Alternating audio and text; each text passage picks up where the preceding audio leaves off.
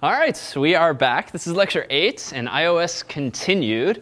So quick warm up to get us back in the swing of things from last week. What did we do last week?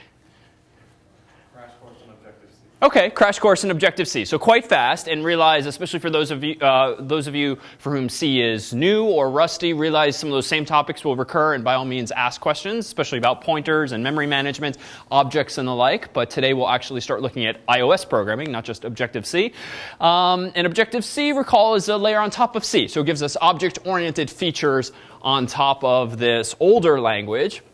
To motivate tonight, I thought I'd put up this screenshot of an app that one of our own 76 students last year had worked on since last year for their company, and it just debuted literally this weekend in the App Store for 99 cents. So this is an app with which you can get nutritional information about various foods that you can drag and drop into this wok, create a little bit of a stir fry, click over, and actually see nutritional information about that. So if you're looking to see what an E76 student did just a few months after completing the course last year, realize this is now for sale in the App Store, just 99 cents. So I was among the first downloaders, I think, this past weekend, called Drag and Cook. All right.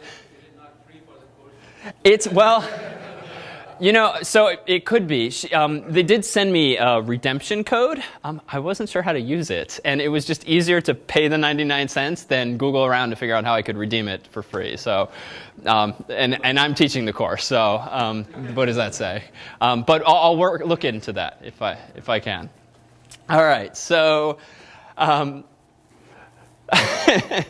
Okay, so yes, this now obligates you to send me redemption codes because clearly I won't redeem them if you put your own apps in the store after the class. So this is what we looked at last week. So this was Hello World, written in this language called Objective-C. And let's just tease apart some of the pieces of syntax and functionality, even with this trivial little program, so that we can then use it as a stepping stone to much more interesting ones. So up top here we had sharp import, which in contrast to sharp include does what for us? Yeah.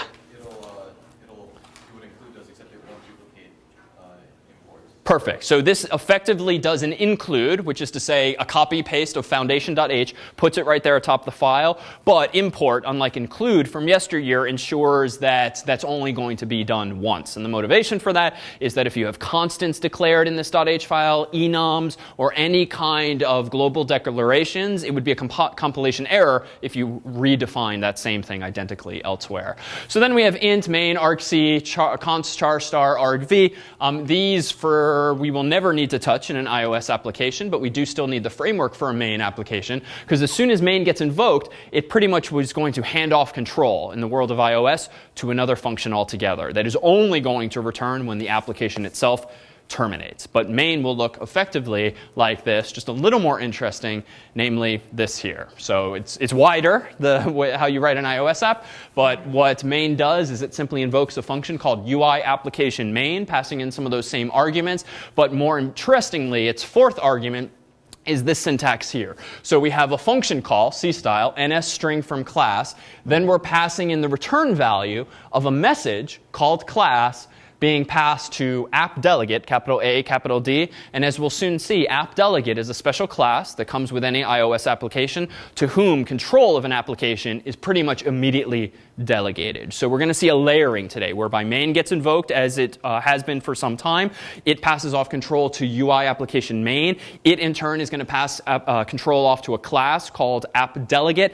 It, in turn, is going to further pass control. And so as you dive into this coding yourself, and as we explore tonight's examples, just remember that there's going to be a whole bunch new function names, method names, and class names, but it's really the process that's going to be one of the most important takeaways, so that when you sit down with a clean slate or with some existing sample code, you can start to navigate it on your own. So I'll try to offer some of those tours verbally tonight.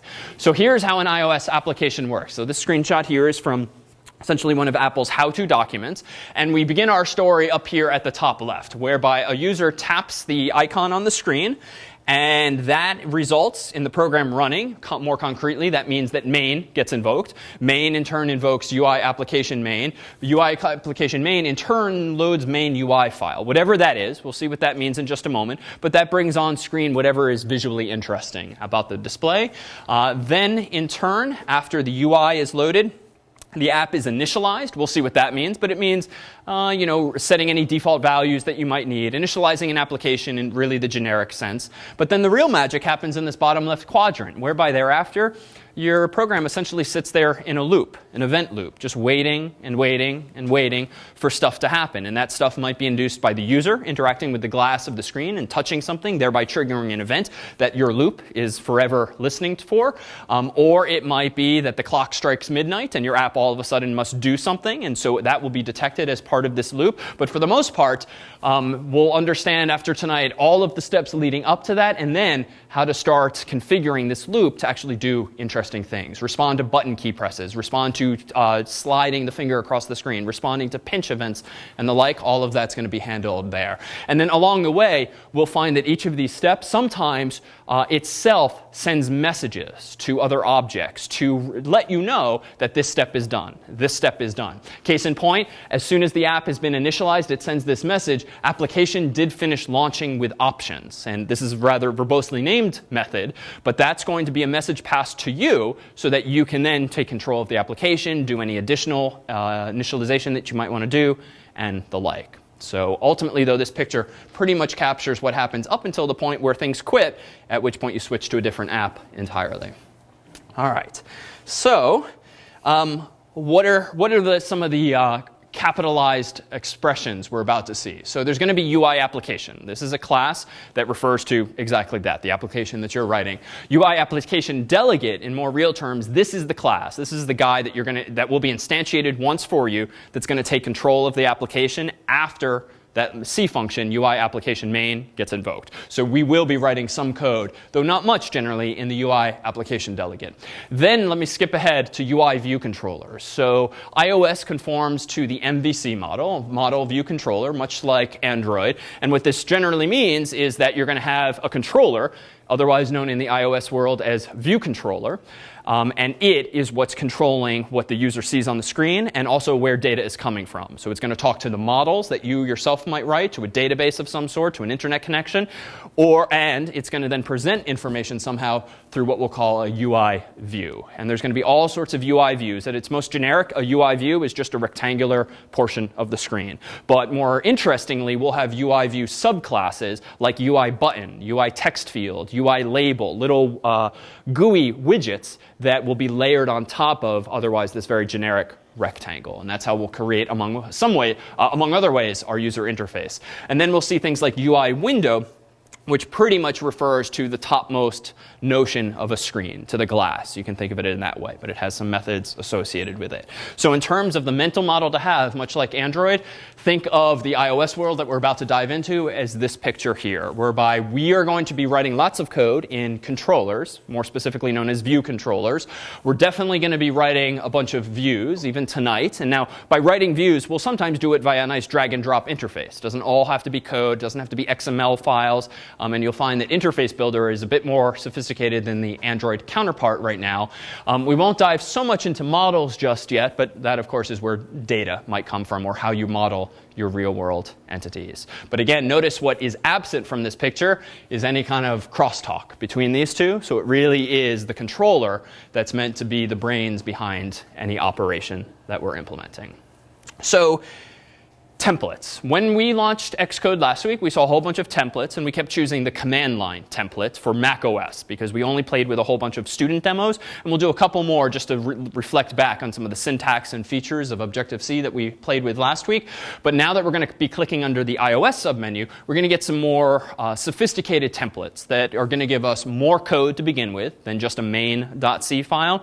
And one of the downsides I felt of learning Objective-C and Xcode early on is that these templates tend to hide certain details, especially details related to the GUI. And so what we'll try to do tonight in particular is make sure that when you start with any of these templates, in particular the single view and the utility application this week or next, that you understand exactly how everything is wired together, what you're getting for free out of the box, so that it's not any kind of dark magic, but so that you yourself could actually take everything apart, or even just start from truly a clean slate, an empty application, and wire things together. So just realize that I think a lot of the mental hurdles that at least I faced in learning this stuff early on was just not understanding what the tool was doing for me, and because it wasn't really telling me, unless you actually read through all of the comments and you poke around a lot. So I'll try to hold our hands during that so that you can more quickly dive in than I once did. All right, so any questions about where we are headed? Or any questions from last week? Let me see if I can generate some questions from last week. So here is students 8. We didn't see this last week, and the comments rather reveal what this does. This demonstrates immutable arrays. So an immutable array is just one that can't change. So you have to know its contents in advance. So in this case, let's see what I have done, just so we, again, can get back into the swing of things syntactically of Objective-C. So for now, we have this thing called auto-release pool. I'm going to use my old school finger tonight since the green is dying. So the NS array here, so this, actually just for warm-up's sake, on the left-hand side of the expression, could someone just say in somewhat technical English what this expression here is doing for us? Just to get the jargon down, especially for those who are rusty or unfamiliar up till last week with C. Yeah? Okay, creating an array of names. So not quite. Let's be a little more precise, only looking at the left-hand side. So right track, but you're over-interpreting the left-hand side there. So okay, so we're declaring a pointer to really an object of type NS array. So what that really is doing is giving me only 64 bits, a memory address space that currently doesn't point to anything. It's some garbage value until the right-hand side of the operation, where we then see the name of that class again, NS array. Array with objects is apparently a method defined inside of there, and it takes an argument, which is a comma-separated list of objects to add by default to this array. So this, put it more precisely, we are passing on the right-hand side of the equal sign the message array with objects with that argument to what or to whom? To the NS array class. So that suggests that array with objects is an instance method or a class method. So it's class method, which means in its header file or somewhere it's declared with the plus sign, which was the syntactic detail we saw last week that says this is a class method or a static method in the world of Java, whereas if it were a minus sign, it would be instance method. And for those less familiar, the fact that it's a class method simply means, again, that we can invoke it without having instantiated any objects yet. So this is more generally known in iOS as, or in Objective-C as, a convenience method. We don't have to call alloc and then init. We can just say what we want, array with objects, and whoever implemented that method actually is going to call alloc in there for us. All right, so nil, this is a common mistake. Silly though it is, you do have to nil terminate any statically allocated arrays in this fashion, so don't leave that off. Xcode will warn you or yell at you if you do not. So at this point in the story, I now have some kind of array structure in memory that's got 2 elements in it. All right, so the next line is just an example of what Objective-C calls fast enumeration. So it's just a loop that on every iteration updates the pointer called name to be the current element in that particular array. And NSLog is sort of our printf-like friend that's just going to print the person's name to the screen. And so just to run this, Command R is going to open the debugging output window in the bottom. And in the bottom here,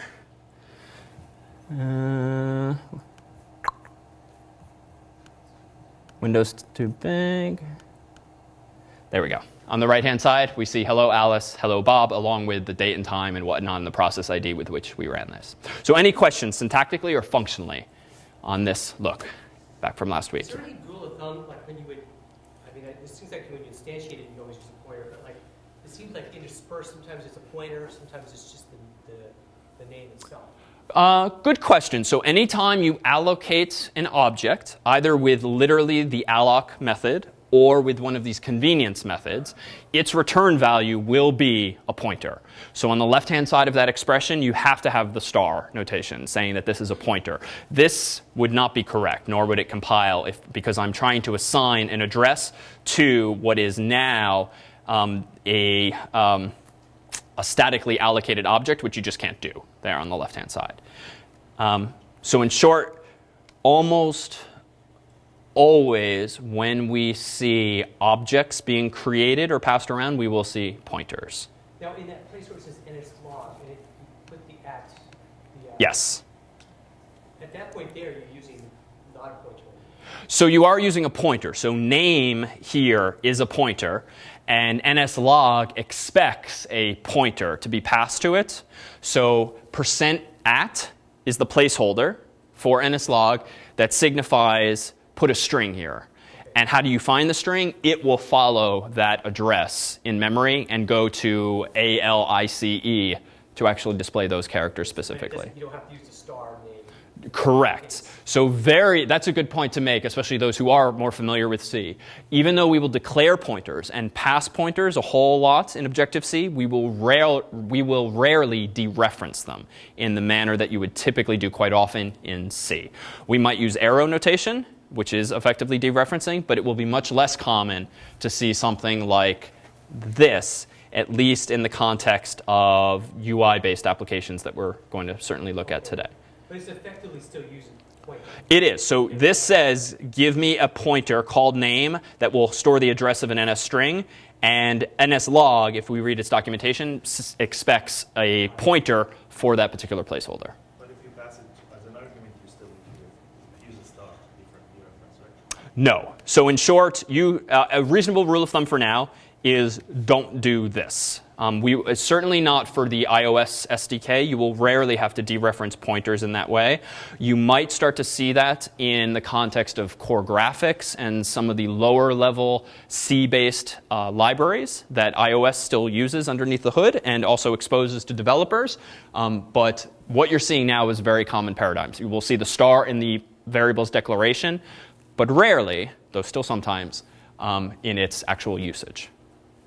Yes? So is the difference in that particular place where you're passing it, passing star name would pass like a number almost, whereas name is like a pointer? Is that the difference between the two? It is. So because an object a primitive, like an int and a float and a char, takes up a finite amount of space in memory. It's typically 8 bits or 32 or 64 bits, something along those lines. And when you declare it with int x, you are allocating those 64 bits in that case, and a symbol called x is being stored somewhere so that it's a mapping from x to those 32 bits. When you allocate an object, though, two things are happening. For instance, on the left-hand side here, we are allocating 64 bits for the pointer, whose purpose in life is only to store the address of something in memory. And the right-hand side of that same expression is what's actually allocating the object, and it might take up 10 kilobytes or 10 bytes or a megabyte. We don't know. It's a variable-sized object, certainly in this case an array.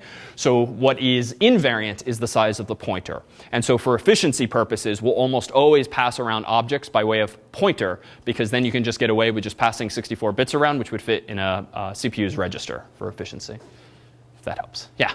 So then, once this loop is done, our name pointer is pointing at the nil. So if we want to go back, do we have to move it back by, like, how do we roll that back? Good question about nil. So this is a feature that was added, I believe, to Objective-C 2.0, fast enumeration, which just means you can use this very nice, succinct syntax of for and the keyword in.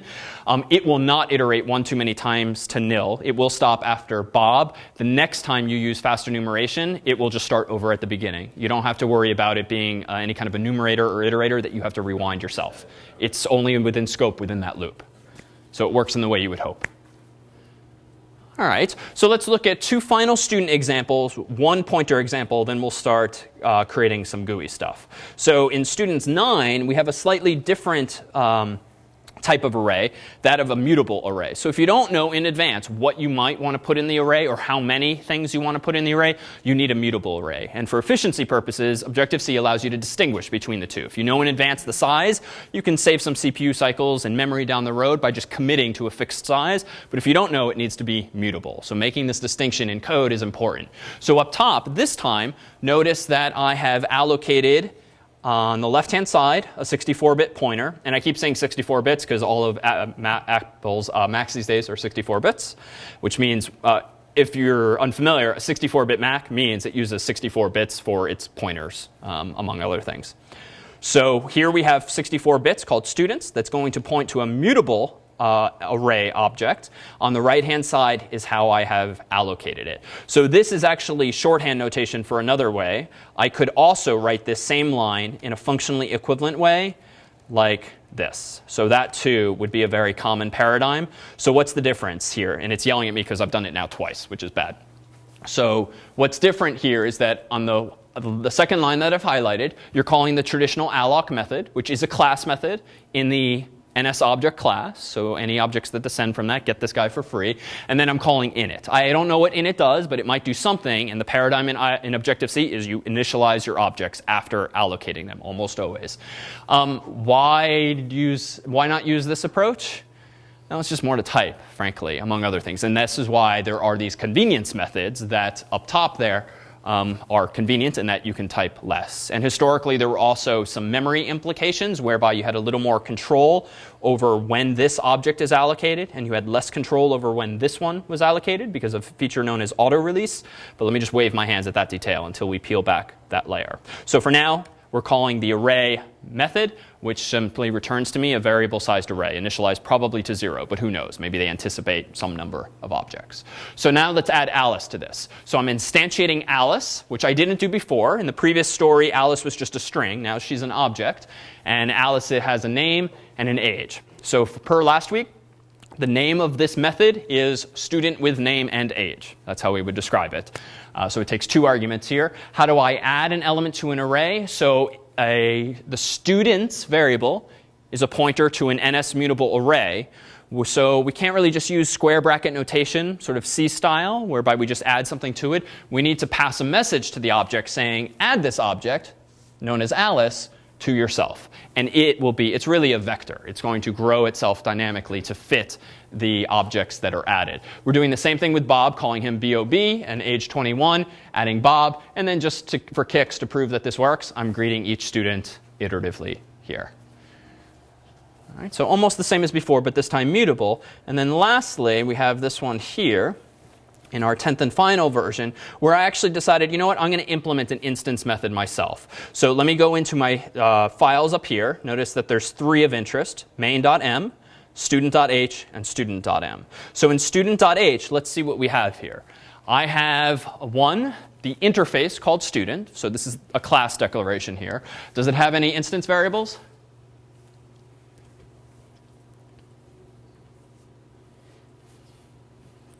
Arguably, it's your question. OK, so I'm seeing some heads shaking. So, sorry? Age and name. Yeah, so it doesn't have any explicitly declared instance variables, but thanks to the magic of properties and the synthesize keyword that we saw last week, those IVARs, instance variables, will be created for me, thanks to the synthesize keyword. So if I had explicitly declared some of them, they would be up here in the curly braces. For instance, I might have literally int underscore age. But that's just not necessary. And in fact, it's just one more thing to type. It's one more thing to keep track of. So we can even eliminate the curly braces altogether if we ourselves don't have any instance variables. I'm sorry? Will those generate? They will be when we look at the M file, where we will see the call to synthesize. So down here, let's fast forward to these things. What are these things here? So these are just method declarations. So they don't strictly need to be in the H file. And in fact, as our examples get more sophisticated, we're going to start removing stuff from the H files that just don't need to be there. H files, header files, are generally meant to be imported by other classes, other objects rather. And if you don't need to advertise to the world your functionality, you might as well make them private. And private is not going to be enforced as rigorously as it is in a language like Java, but we can at least hide some of our implementation details from other classes and other developers by putting it in our M files instead. But more on that down the road. So these are 2 instance or class methods? OK, instance because of the hyphens, which means you can call them only after you have a student object. You have 2 arguments. The first, ID, means what? Yeah, so it returns a pointer to an object, or nil, could be the special sentinel value if it's just initialization fails. So then now above that, we have 2 properties. So let's come back to those properties in just a moment. In student.m, we have a couple things. Synthesize, which we'll come back to as part of the properties discussion. And now we have a few methods. So one, we have an init method. So how is this thing working? Well, the init method, I decided apparently, if you try to initialize a student object and you don't give me a name or an age, I'm going to arbitrarily assume that it's John Harvard, who as of this year is 403 years old, just because. So that is my init method. If I didn't have this, everything would still compile. It's just I would have nil values for nil value for name and 0 value for age because they won't have been set previously. So the more interesting one is this. So anytime you implement your own initialization method, whether it's whether it's called init or something more complex like init with name and age, you'll very often see this paradigm here. And actually, I can clean this up syntactically, whereby this is no longer necessary. So before you yourself presumptuously start initializing the object, you better ask your parent object, do you need to do any work on this object first? And you can do this by invoking super init. So that invokes the parent class's implementation of init. Who's the parent in this case? So is NS object. Now, I don't know what it does, but my agreement with my ancestor classes is that I'll at least call the parent's constructor, just in case he has to do something interesting. So just in case something goes wrong, he might return nil, in which case I better not proceed to keep touching this object. But if all goes well and this is non-nil, so the if condition evaluates to true, I'm going to go ahead and update my age and my name to be whatever was explicitly passed in. And then, important, I return myself. So the init method ultimately returns a pointer to the object itself. So you can think of this like an explicit constructor, but the user has to invoke it himself. So the greet method, what's going on here? So the greet method apparently can be called if I want an object to say hello to the world via nslog. Notice the placeholder for an ns string, placeholder for a string, and now this syntax here. So a couple points to make here. I could have written underscore name and underscore age differently. What else could I have plugged in here and here to make this work? Perfect. So self.age and self.name, because that would be an allusion to the properties that we declared earlier. And I can also be ever more explicit, whereby I could say, you know what, return the instance variable called underscore name and underscore age within myself. So here is the one exception that I was alluding to earlier in our pointer discussion. The arrow notation, recall, is simply syntactic sugar for star, dereference a pointer, and then go inside of that structure. So this you will rarely ever type, if only because it's just ugly looking and the arrow notation is cleaner and it's a little less to type, just a little more readable, but this is still happening underneath the hood. Or we can do the property approach where I can say self.age and self.name. So in terms of design, why do one or the other, do you think? There's no one right answer here. With age and name, you can go directly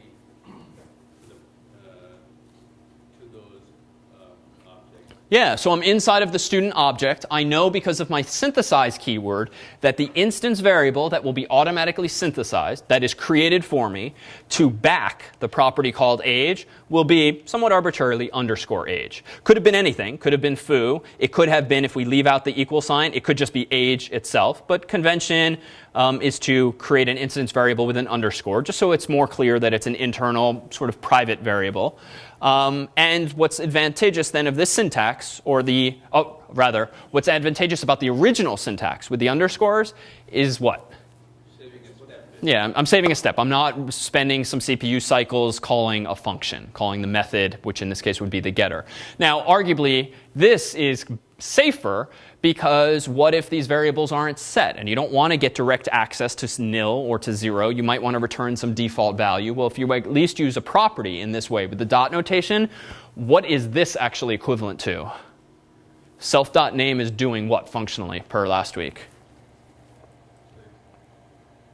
Getting the name. So it's invoking the getter or the accessor, so to speak. And where did that method come from? I didn't write any getters or setters today. Synthesize, right? It just generates it for it so we don't devolve into Java where we have to write everything ourselves. So this really is just, again, syntactic sugar for this. Self is a pointer to an object. Name is the name of a method. It's a getter that was automatically given to me. So that's really what that is. So why do one or the other? Well, just the dot notation has certainly come into vogue within Apple programming guidelines. And so it's just a little cleaner to read. But it is nonetheless invoking a method. So in short, which is the best way to do it, or most conventional these days, especially that we have gigahertz processors, and just so that you yourself don't forget about some special case you implemented in the getter or setter, which recall You can implement manually if you so choose. This is generally what's most smiled upon. Are these still called messages or methods? So really, it is a message when you're calling it. So you pass a message to an object. I and many people still say method, but really these things are also called selectors. But methods is reasonable. But when you use it, you're passing a message whose name is what we would call a method. All right. So in the M file, how are we using this thing? Well, we are allocating Alice, and as per convention, we are initializing that object all within the same line with the nested brackets. Just to be clear, we don't have to do it all on one line here. We could do a little more pedantically this. Clean up that line, and then we can say Alice init with name. So these two lines, whoops, need my close quotes, close brackets. Those two lines are equivalent to this, and the furthermore, the one that I'm currently highlighting, is the most common, to just do it all in one line, alloc and init. Or we could do dot notation assign the variable. So you could, if you don't have an init method, you could certainly just say something like alice.name equals quote unquote Alice. That's fine too, but in terms of design, especially if conceptually you don't really want an object to exist without a name or an age, then it's probably best practice to use the initializer and not use explicit setters, certainly when you don't have to in this case. And then Bob is created in the same way, and at this point it was just getting boring just printing out Alice and Bob, so I just stopped. So nothing actually happens in this program except to introduce this explicit initialization routine. So that's again it on our crash course in Objective-C. You now know everything you need to. Any questions? Yeah? The header file, I'm not sure if you're going to go over this copy. Oh, sure. Let me say something briefly now, but we'll see this in more detail. So these two properties do a couple. Our use of properties does two important things for us. One, it allows us to use synthesize, which means we don't have to write getters and setters ourselves. And two, it allows us to. What's the other value add of properties? That was the first value add. But nice try. Number two?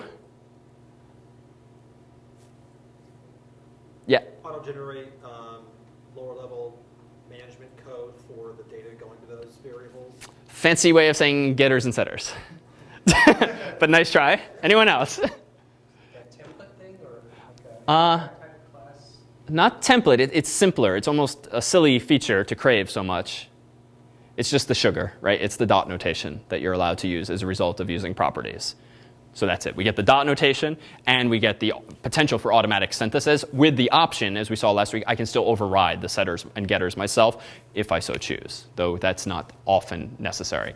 So what do these parentheticals mean? The parentheticals control the implementation of the getter and or setter that will be created for you when you call synthesize. In other words, you can implement a getter very easily. You say the ivar gets the argument that was passed in. Sorry, that's the setter. You can say the ivar gets the setter that was passed in.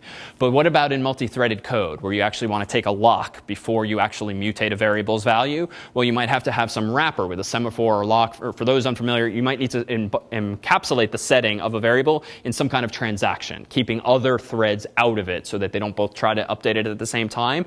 Well, this is definitely code I'm not going to want to write all the time lest I get that wrong, and it's certainly code that I would otherwise be copying and pasting a lot. So the parenthetical here are hints to Xcode telling it, or really the compiler, what kind of setter and getter to generate. Do you need thread-safe code, locks and so forth, or can we skip that part of the code generation? And that's what non-atomic or conversely atomic refers to. Read-write or read-only, you can probably infer what these do. If it's read-write, synthesize will give you a getter and setter, and if it's read-only, synthesize will give you a just a getter, no setter. So that's sort of a nice and descriptive. Assign and copy and some other keywords we'll see, namely strong and weak. We'll see those more. So let me wave my hands at those. But those have to do with how pointers or how primitives are handled. And whether a copy is literally a copying of bits. Is it a copying of the object? Is it a copying of the individual characters in the object? We can have different semantics for the notion of what we just call copy. So we'll come back to this. But that's what it's referring to, the synthesis of getters and setters. All right, so quick little visual quiz time. Here is a little Mac program called swap failure that fails to swap two variables. But let's see if we can't tease apart why this actually fails, just so that we're all on the same page when it comes to pointers, so that we can now start taking them a bit more for granted. So at the top, I have a function prototype. In C, this was necessary because if you're going to call a function, you better teach the compiler that it exists up top in a header file or before you actually call it. Here's my main function. I have an int x and y initialized to 0 and 1 respectively. I'm using printf just to tell the world what the values are. X is 0, y is 1. Then I claim swapping x and y, ... Then I am calling a function called swap, passing in 0, 1. And then I'm announcing failure. X is something and y is something. And as failure suggests, x is still going to be 0 and y is still going to be 1, even though I very convincingly called the function swap. So why does this fail? Does anyone want to tell the quick story in English as to why code compiles, code runs, but it fails? How about in back? Yeah. Yeah, so it's passed by value. So what do we mean here? Well, when we call swap and pass in x, y, x and y are primitives. They're not pointers. So how do you pass in primitives? You literally make a copy of those bits. So we're going to pass in 64 bits representing 0 and 64 bits representing 1. And then swap is going to call those same copies of bits, A and B, but this is irrelevant what they're actually called. It then proceeds using these sort of CS101 style code to swap those values, A and B, but then it returns. And as soon as it returns, what happens to A and B? They're gone, right? So when you call functions in C and also in Objective-C, there's also this stack, literally stack of memory frames being allocated. So X and Y exist here. When you call swap, you create copies of them here. You actually do swap them, but then this frame gets thrown away as soon as swap returns. So you've swapped values, just the wrong values. If you put it might be worth noting, if you put a print in the function, it would Yes. be swapped for that moment in time. Exactly. If I print out A and B here, absolutely. They are now 1 and 0 instead of 0, 1. Unfortunately, as soon as I hit this thing, I throw those values away, and X and Y remain unmutated. So what's the solution in a buzzword? Pass by reference, pass by pointer. So how do we do this? Well, in swap success, as the name suggests, the syntax unfortunately gets a little uglier, but paints a picture as to why this is now necessary. So I had to make two syntactic changes. What's the first one that jumps out? So the ampersands in the swap call. So rather than pass in x and y, I'm doing ampersand x, which means the address. Give me the address in RAM of this variable, and it's going to be some random number addressing my 0 to 2 gigabytes or however many megs I have. Same thing for y. And now swap, and this is one of the stories we told last week, swap now takes a pointer to an int and a pointer to another int, calls those pointers A and B. So here too, though, I don't want to swap A and B now. What do I actually want to swap? The addresses.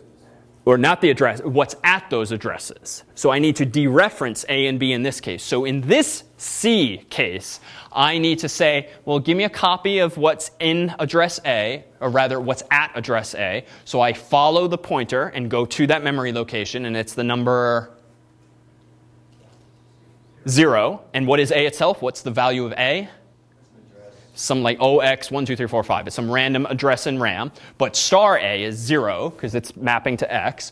I put 0 in the temp variable. Then I say go to A and put what there? Whatever's at B's address, which means put 1 into this variable storage space.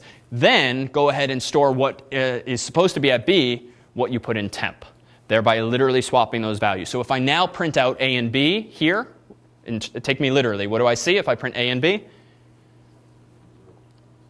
A and B's. See the address. Yes, I see literally the same addresses that I passed in originally. But if I print out star A and star B, I see 1 and 0 now, respectively. I see the swapped results, and those results will propagate up to the other frame, main, because I actually went to that address and changed the value. So in terms of my layering hands, main is here, as are x and y. I call swap, but I have informed this guy what the addresses of x and y are here in this lower frame. So when we do star A and star B, this frame here is essentially peeking his head down into this frame and changing these two values so that when he disappears, it's those values that were actually changed. Yeah? So I understand why this works. Why wouldn't swapping, I mean, A and B, if you just use A and B without the stars, wouldn't you be exchanging the memory addresses? So instead of exchanging what's at the memory addresses, couldn't you just exchange the memory addresses themselves and then they'd just be pointing, you know? Good question. So why do we have to dereference A and B? Why can't we just swap A and B? Because at this point, we could just swap the addresses. So you can do what you're proposing, only if you pass in a pointer to a pointer. For this exact same reason. Because when I pass in ampersand x and ampersand y, what am I getting? I'm getting the address of x and address of y. But per the original story, what is swap getting? It's getting a copy of the address of x and a copy of the address of y. So sure, you can swap those pointers, but you're not actually changing the original values. Unless you do, and you can't do it here, ampersand ampersand x, which doesn't make sense. But you need to do the equivalent of that. Give me a pointer to that pointer so then I can dereference that. And pointers to pointers do exist in C, but they're generally in the context of arrays, not you can't take the address of just some random location in memory because it's not a piece of storage. It's not a variable, rather. All right, so just to prove that this wasn't all a wave of the hand, let me actually run this thing. And indeed, these two values were swapped successfully this time. And take my word for it, in the previous version, they weren't. So all of this was necessary. All right, so that is our final crash course in pointers. Now let's take a tour of some of these here templates. And we'll start with the simplest of the bunch. So I've just loaded up Xcode. Again, in the project spec for setup for iOS, you'll be walked through exactly what to download, what you do need to get, what you don't need to buy. Nothing will require money for this part of the course unless you actually want to submit to the App Store ultimately. And we see a few templates. So first, realize last week and a bit today, we poked around under macOS. Today, we start doing only the things under iOS. So we have a few templates here. Empty application is really a skeleton of a starting point. Generally, you'll find it more helpful to start, for now, at least with single view application. And for Evil Hangman, utility application. As an aside, we did post a bit early the spec for the staff's choice, which we'll talk about a bit today and also more next week. There will also be a walkthrough as scheduled next Wednesday. But just in case you're really raring to go, even though we haven't covered all of the material for it, you can dive in a bit early or at least bring yourself up to speed on it. And that's going to be a utility application. Tabbed application is the thing with the buttons at the bottom of the screen. Master detail application refers to a table view now. That's kind of evolved its definition in Xcode, but it's a table view where you see a column of entries. You click on one, and then everything slides over. You touch again, it slides over like an inbox. OpenGL Game does what it says, and a page-based application is the sexy little page curl if you want to sift through the equivalent of a book. So for now, let's start with single view application and focus in particular on what we get out of the box, but more importantly, what Apple has done for us so that it's not just a magical starting point. So I'm going to go ahead and just call this demo. For a company identifier, this is just a convention. I'll say Edu Harvard extension, which is the reverse of a domain name that we can claim some kind of uniqueness for. Class prefix, I'm going to leave blank. For device, for now, I'm going to generally just pick iPhone because it fits nicely on the screen, but you'll see that you can certainly target iPads. You can target both with multiple views. Storyboards, I'm going to leave blank for now.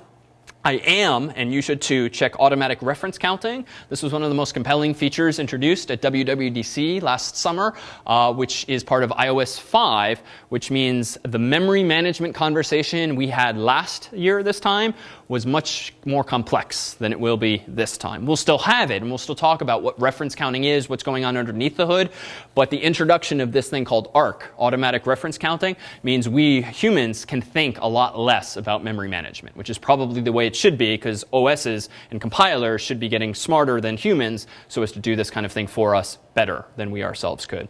And unit tests we'll leave blank for now, but that will allow us to have some prefab unit tests generated. I'm going to go ahead and just store this on my desktop.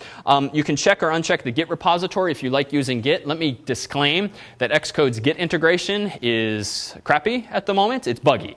So cloning doesn't always quite work as well as it should. The built-in GUI doesn't quite work as well, but know that you can still use Git quite fine, but often I and some of the TFs have been resorting to the command line still. If you're a Git user, in theory it's supposed to work, but even we noticed a few bugs in Xcode 4.3, so just buyer beware there. Not to say don't use Git, but just beware using the GUI for it.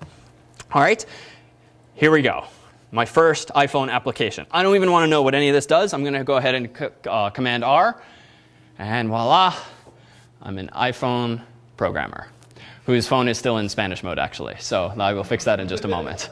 But this is the beginning of our application. And what am I seeing on the screen besides nothing? A view. So the rectangular defaults that I referred to earlier, we do see a view. It's just I haven't put anything of interest there. So the only things you really need to know about the simulator is, one, it's much better than Android emulator, and it's easy to get up and working. You can rotate things very easily to simulate various orientations, depending on what your code supports. You can simulate different versions of the simulator in terms of the hardware. The Retina display or not, the iPad or not. On this screen, again, I'll typically use the iPhone. We can simulate memory warnings. So once you do dive into the staff's choice of project and student's choice, you'll want to, once your code's working, start trying to break it. And the easiest way to break it, frankly, is going to be to send a message to the phone saying low on memory, because the OS will presumptuously start evicting things from memory, oftentimes UI elements, buttons and windows that aren't viewable at the time. So anytime something's off screen, it is vulnerable to being punted from RAM. Problem is, if you, the developer, don't anticipate that, when that screen comes back into view, you're not going to see your buttons or your views or your data anymore unless you've implemented the right methods to reconstruct that view. So this is going to be very common and a very useful thing to use.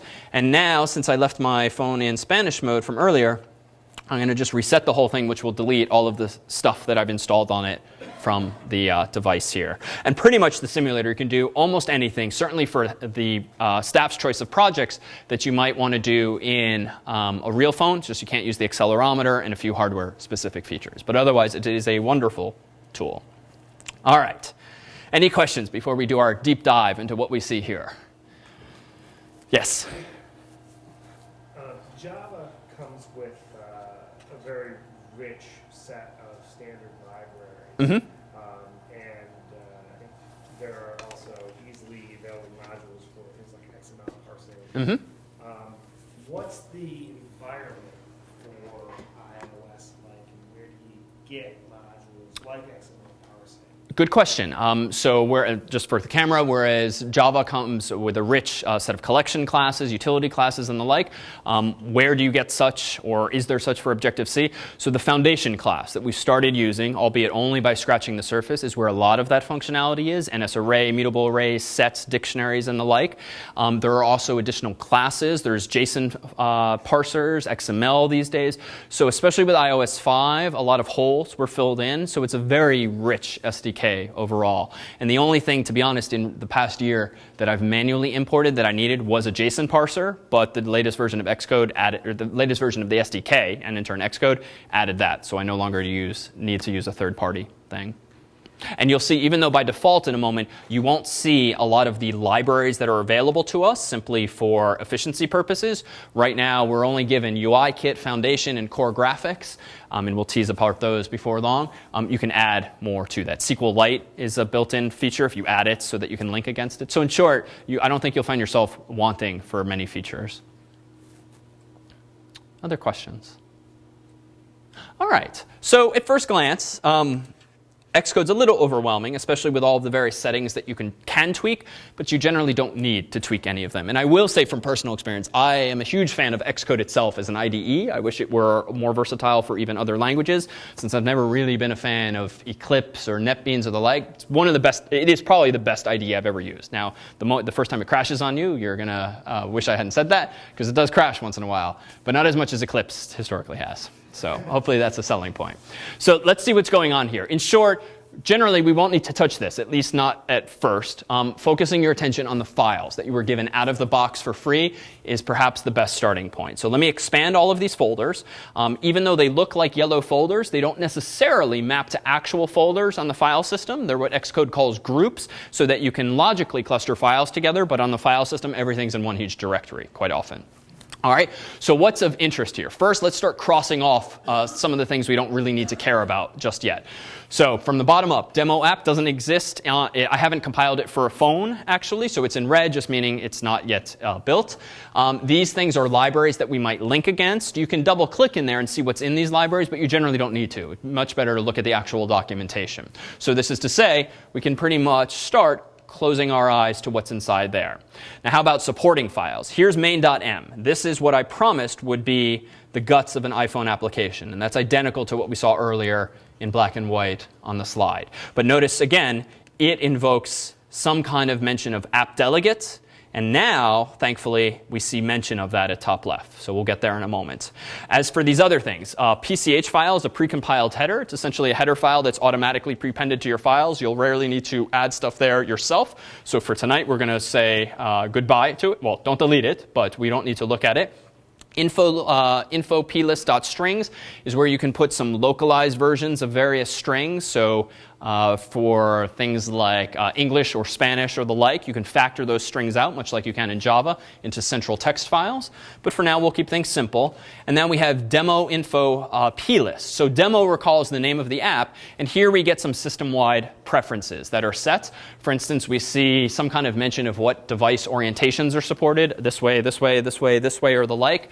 If I want to add certain settings here, I can simply hover over it, click plus, and frankly, the only one I'm in the habit of ever adding like this is status bar is initially hidden. So if you want to hide the clock and the battery, you can simply come in here and say yes, which is again a Boolean value, and so forth. Now you can also do those same things in code. This is just one way of storing those same types of settings in a file called a plist, property list, which, as an aside, it's just an XML file underneath the hood.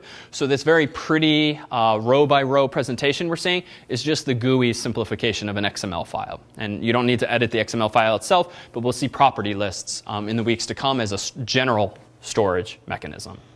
All right, back over to the left. That's it for supporting files. You will never need to. That's a safe statement. Never need to edit main.m. So for the most part, I'm going to also close this one to further narrow the scope of what we need to care about. And now we can start to tell our story. So let's tell it in the order of the user interface first. In viewcontroller.xib, we have what's called a nib file. Even though it's xib, it's historically pronounced nib, being next step interface builder. When the IDE became Xcode a few years back, nib became xib, but it's fun to say nib still, so it's xib is a nib file. What is that? Well, it too is actually an XML file. It is the serialization in XML of a user interface. What does this mean?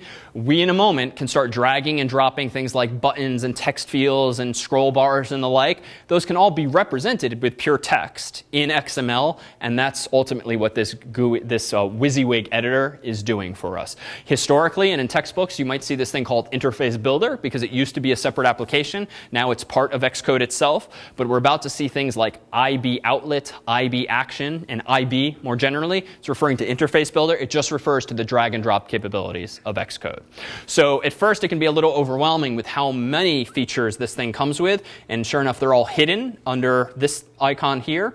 As I think I mentioned last week, a lot of Xcode looks simple, or can look simple, very iTunes-like, because you just close all the windows that are otherwise overwhelming.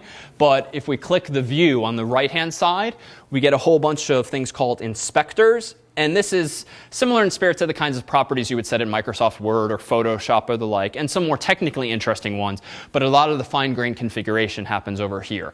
And we also have like a toolbox of sorts. Down here, for instance, we see a list of objects. And these are all of the various UI widgets that come with iOS that we can simply drag and drop into place. So for instance, I can drag a label here and plop it there. And like Photoshop, you get nice little grid lines. I can expand this here, and you'll get suggestions as to how far from the edge of the glass you should probably make things. Over here, I can center it in this way. I can go ahead and increase the font size if I want, and so forth. So fairly self-explanatory when it comes to the aesthetics of these things.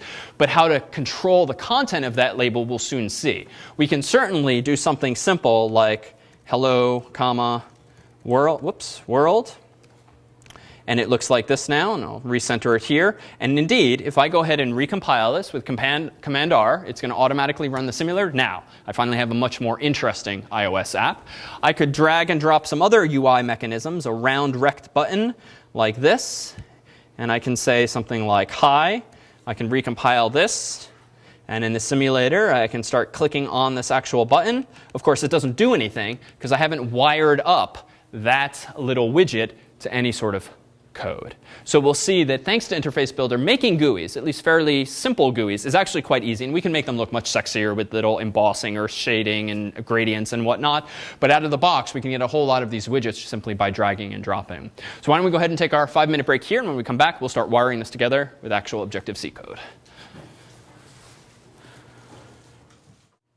All right, so we are back, and we continue our tour of where we left off. So we were just looking at viewcontroller.nib, which little, XIB, Xcode Interface Builder, contains what appears to be one or more views. And just to be clear as to the views here, notice that it is indeed a view hierarchy. If we click on the big rectangle here, the gray box, notice that view over here under objects gets highlighted, and that's indeed the default rectangular view that we get for free by having this thing in the first place.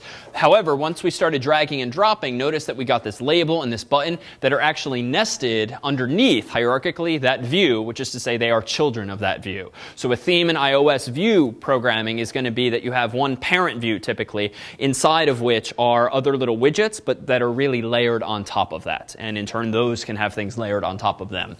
But generally, it suffices to drag and drop and worry a little less about these things here. We'll see in a bit what file's owner is, and we'll see the notion of a responder throughout the discussions this week and next. So where best to turn our attention to? Well, where did this program start? We had main in main.m. It called UI application main. It, in turn, mentioned as its fourth argument, what? App delegate. So let's take a look at app delegate. So this is apparently one of the entities to whom control of the application is delegated. So let me close that view over there, and let's see what's going on inside of this file. So we have some comments up top that Xcode generates by default for us. We're importing UIKit.h. What's that? Well, this is the user interface kit that gives us access to things like the text button, the buttons and the text views and the scroll bars and the like. So that's simply giving us access to those related classes. And this is what at class, this as I mentioned I think last week, there is an at class keyword, but it's what's called a forward declaration. This is here simply because we're about to mention down here the word view controller before we've actually implemented that class, because it's in a separate file. So this simply means you're going to see this later in the code. And it keeps the compiler happy, but for now, let me just kind of wave my hand at that. So now's where we're seeing some slightly familiar stuff, even though it's a little more sophisticated than just student classes. So here's an app delegate class, as implied by the at interface declaration. It descends from which of these classes that follow in purple? So UI responder. So it descends from UI responder, which is some Apple-provided class that apparently can respond to stuff. And that kind of makes sense intuitively, because it has to be able to respond to everything that's going on the screen. And the angled brackets denote what? It's a protocol. So this class is called app delegate, but that's fundamentally meaningless. It could be called foo. But the fact that we're specifying in angled brackets that I am making a commitment to implement the UI application delegate protocol, that means that I implement 0 or more methods from that protocol. And I say 0 or more because a protocol can have both required methods that anyone who's implementing the protocol must implement, or it can have optional methods, which you can, but you don't strictly have to implement. So this just says that I'm implementing all of the required methods, if any, inside of that delegate protocol. So what else do we have inside of this class declaration? Well, we have two properties. One is window, one is view controller. And you can think of these, oversimplification. One of those is a pointer to the physical screen, the glass, and the other is a pointer to the guy to whom I'm going to further delegate control of this application. The view controller, or controller more generally, is going to be the guy in charge of the actual application. And we'll see that inside of the app delegate class, there's still code. And we ourselves might write some code in this class. But it's typically fairly low-level code that has nothing to do with your UI or your models or your data. Rather, it has to do with what do you want to do when the user hits the home button and you get backgrounded? What do you want to do when a call comes in and you're interrupted? Do you want to pause the game? Do you want to save state? Do you want to do anything along those lines? It's the lower-level functionality that's inside the app delegate. It's in the view controller that your actual game or program is typically implemented, at least as a starting point. You can have multiple view controllers. So let's now look at the, and just to tease this apart, notice that we have mention of strong here and strong here. That refers to pointers. Properties that are pointers can either be strong or weak. In older textbooks and online references, you'll see mention to retain and copy as well, but we can still use copy here. But we'll discuss memory management in the examples in weeks to come. So for now, just know this has to refer to pointers. And I don't see read only or read write. Does that mean there is no getter and setter? No, it just means these all have defaults. The default is atomic, which is why you see non-atomic so often around the place. Read-write is the default. So we'll get both our getter and our setter. So now let's look inside of the app delegate itself. One of my pet peeves with Xcode, frankly, is that they clearly have different people, or at least the one same self-inconsistent person writing the templates, and you will see stylistic differences among their templates, which I find being fairly anal, infuriating. But realize that they are functionally correct if stylistically inconsistent. So, and by this I mean white space and naming conventions and just stupid stuff. All right, but that's just a little pet peeve there. So what is inside of the app delegate? One, an importation of its own header file. Another, it's an importation of the view controller class, which we're going to make heavy use of coming up soon. At implementation means this is the implementation of an at interface that's presumably in the header file. So it's going to be an implementation of this class here. Notice what we don't do is we don't re-mention the parent class and we don't re-mention the protocol. That's all in the class's own declaration. So this is the same thing as we've seen before, synthesize window and view controller, whereby we are automatically getting getters and setters for the window property and also for this view controller property. So that's nice. And we can also use dot notation. So now this is the method that is called when UI application main itself is called. In main, the function. So again, we have main, UI application main. We have app delegate, but specifically we have application did finish launching with options.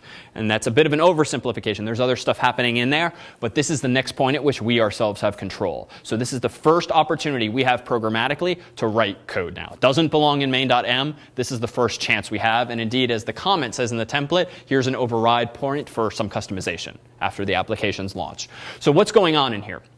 One, first we're allocating something called a UI window. And again, you can think of this as the glass screen. We need some way of talking to the physical interface of the device. Notice that there's a few nested calls here. We've got alloc, then init with frame. A frame is a rectangular space. UI screen refers to, main screen refers to the default screen. So you can have, thanks to Wi-Fi, you can have secondary screens nowadays from iOS devices. You can have VGA output or DVI output. So main screen refers to the physical glass, but there could be secondary screens for VGA projection and the like. So this is just telling the compiler, get me the bounds of the main screen and allocate the window within those bounds. So it's just boilerplate code that we need to have at this point. We'll skip the comment because we're not going to write any code in this particular template just yet. The next line of code is self.viewController gets what? Give me a viewController object, initialize it with the nib, whose name is viewController.something. It is .xib by convention, and bundle is nil here by default. Typically, bundle refers to different context, but the application bundle itself, all the files that you compile together and create one executable program. It's like the .app directory if you're a Mac user, what you see in the world of Macs. So this is just giving me a view controller, and it's initializing it with this nib. So that's, recall, the file we looked at previously. Lastly, here we have self.window.rootViewController. So a window needs to have something to display. What's the window going to display? Well, it's going to ask whatever the root view controller is to do its thing. show me whatever rectangular shapes you want to show to the user. So that pointer here is a property. How do I know to do this? Well, if I looked up the documentation online for the UI window class, I would see that that has a property called root view controller. And if you're curious, you don't have to go Googling. We can hold Option. We can hover over this symbol here, root view controller. Notice that it becomes dashed underlined in blue. I can click that. I get a nice little cheat sheet as to what this is. Yep, it's a property, UI view controller pointer, retain. So this is sort of legacy mentions that are still in some of the documentation from iOS 4. And the root view controller for the window. So this is the guy that's going to be in charge of the game or the program, whatever it is I'm going to implement. If you click the book here, you'll see what will become a familiar interface, which is that of documentation. Organizer is the program that just ran, which is built into Xcode. This is just a fancy piece of Chrome around an embedded web view nowadays. All of this stuff is on the web, the same documentation. So you'd see the same stuff via Google, and notice that I see root view controller, a description of what it is. In Courier font or whatnot, I see exactly what its declaration is, then a nice little discussion, and so forth. Yeah? The book didn't actually open the documentation. Is there another way to get to the documentation? If it did not open the documentation? Yeah, because it doesn't, it says you don't have permission to view this. On your own computer? No, lab machine. Oh, interesting. Can you drop me a note to remind me of that the documentation is not opening? We will ask if they can fix that. If the book icon's not working, honestly, just Google. So like I would scroll up to the top here, UI window class reference, and then quite literally, frankly, Google is a little better than apple.com for finding stuff. There it is. So you see the exact same thing this time in a browser. But we'll see if the lab can help us fix that. All right, so that was a quick digression just to where to find the documentation. But the last line of code here now is self.window make key invisible. By make key, we mean make it the key window, the thing that's listening for key presses and whatnot. Visible means make it visible. Return yes to signify yes, the application has launched. So that is the only method that we should turn our attention to initially when we want to start writing code. But there's no mention of UI here. We haven't actually touched this file, and indeed, we don't often have to even edit the app delegate, because what's in the rest of this file is really just stubs for some other methods, optional methods, in the UI application delegate protocol. And there's nice verbose comments here telling me what they do, but these are the low-level opportunities I mentioned before. If you care about when the application will resign active status, that is right when it's about to be backgrounded because you hit a button or a phone call came in, did enter background after that actually just happened, will enter foreground, did become active. So these are low-level opportunities you have to sort of clean up the state of your world, save state so that the game isn't interrupted. And I can say from personal experience, there are some infuriating games in the App Store whereby if you get a call or you manually hit the home button, you lose all of the progress you just made in that game because someone didn't think to implement these methods. It's that simple. You know who you are out there. Yeah. Automatically. It's just part of the template. It's not so much generated as it is written by a human who then saved it as a template and then shipped it with Xcode. Okay, so but when we're starting a new app, it's probably wise to start with an template like this then? Yes, I would. For the staff's choice of assignments, you will be required to start with the utility application. And even early on, I think you'll find it quite valuable to start at least with the single view application because you can even reconstruct the other templates very easily from that one. And just to be kind of neat and tidy, this is all just comments. I'm going to go ahead and just clean this up and really simplify the app delegate. I'm going to get rid of this comment here because it's not doing anything for us. And this is the only code now that's driving that part of the application. So it's apparently, though, initializing a view controller with that nib. So let's take a look at that file now as well. Here's its header file, which is generally a good place to start when trying to wrap your mind around some new code base, just because, if nothing else, because there's less stuff in it usually. Here we have a very uninteresting class declaration of a class called view controller, and it descends from a parent class called UI view controller. What's the advantage of view controller? The advantage of this is that it's going to give us, thanks to inheritance, some very basic useful functionality, like how to respond to rotations of the screen and some of that low-level stuff that just wouldn't be interesting to implement again and again and again. So let's see the M file now that implements this. And notice here, I can clean this up. You do need to have this in there, but that's now the class declaration. In the M file, it's mostly just some stubs here too. So at the top, I'm importing the header file. This we'll come back to. This is what's called a class extension. This is currently in vogue, especially in Objective-C 2.0 and Xcode 4.3. It's a place where you can put private methods, essentially, and private properties, even though those methods can still be called by third parties, by other objects. They're just not advertised as such. So the compiler will either yell at that person, but Objective-C doesn't have the same visibility protections as languages like Java does, which is why some people have been able to take advantage of, say, undocumented features of iOS by passing messages whose names they've figured out, even though they're not publicly advertised by iOS, like the tethering features and stuff like this. That's in there, but it's not documented, at least publicly. So now there's these three methods, and these are not all of the methods that compose a UI view controller object necessarily, but there's some commonly used ones. So viewDidLoad does what the name says. Once the GUI has been constructed, generally from a nib file, this method will be called in case you now want to make some refinements. What kind of refinements? Well, earlier, I just dragged a label into my UI, and it just said label. But what if I actually want to programmatically change what that label is? I can do it here, for instance, and we'll see how to do that in a moment. Super viewDidLoad, though. Again, the common paradigm here with inheritance and with the SDK is if you're going to override any parent class's methods, you better call the parent class's similarly named method, unless it's your own class hierarchy where you have the discretion not to do that. So do take care to do that. ViewDidUnload is the opposite. When a whole bunch of UI stuff is evicted from RAM, possibly because the app was backgrounded, possibly because the user flipped the interface around to look at some settings, possibly because they hit a menu option and everything slid to the right. Anytime something is off screen in iOS, it is vulnerable to being removed from RAM for performance reasons. You can prevent that, but generally you shouldn't have to, because in the whole MVC paradigm, where should your data really be long term? In the model, right? It shouldn't be being stored with any kind of expectations in the view. You should be able to reconstruct it, if with a bit of effort, from the model through the controller to the view. And you can, again, simulate often the eviction from RAM with that little toggle in the simulator, which is a quite helpful diagnostic trick.